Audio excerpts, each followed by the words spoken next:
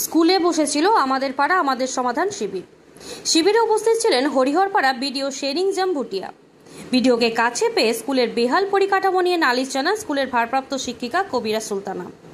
শ্রেণীকক্ষ থেকে শুরু করে আনাচে কানাচে সমস্ত পরিস্থিতি খতিয়ে দেখান বিডিওকে। দ্রুত সমস্যার সমাধান করা হবে বলে আশ্বাস দেন বিডিও। বুধবার হরিহরপাড়া ব্লকের খিদিরপুর নতুনপাড়া রেজাউল করিম প্রাথমিক বিদ্যালয়ে অনুষ্ঠিত হয় ওই শিবির পরিদর্শনে আসেন মুর্শিদাবাদ লোকসভা কেন্দ্রের সাংসদ আবু তাহের খানও। শিক্ষিকার অভিযোগ শোনার পর তিনিও স্কুল ঘুরে দেখেন এবং দ্রুত সমস্যা সমাধান হবে বলে আশ্বাস দেন। যে স্কুলে দাঁড়িয়ে আছি এই স্কুলে রাস্তা ঘরের অবস্থা অত্যন্ত খারাপ, একটা ঘর ভেঙে পড়ার মতো অবস্থায় দাঁড়িয়ে আছে।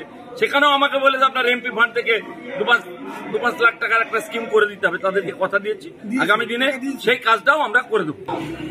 আমি খুব খুশি হয়েছি তারা এসেছে বলে। আমি তাদের কাছে আমি যেতে পারিনি।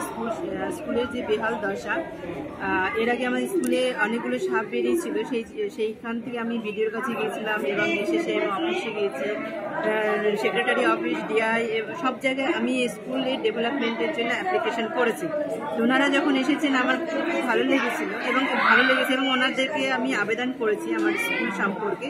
বলেছি যে আমার স্কুলের যে বেহাল দশা, সেই দশা এবং ছাদ থেকে জল পড়ে, জল ছাদের ঘর প্লাস্টার নেই, সেসব জায়গায় প্লাস্টার করা, রং করা। তো ওনারা সবাই নিজের জায়গা থেকে বলেছেন, আমাদেরকে আশ্বাস দিয়েছেন যে স্কুলের ডেভেলপমেন্টের জন্য তারা কিছু ফান্ড অ্যালটমেন্ট করবে।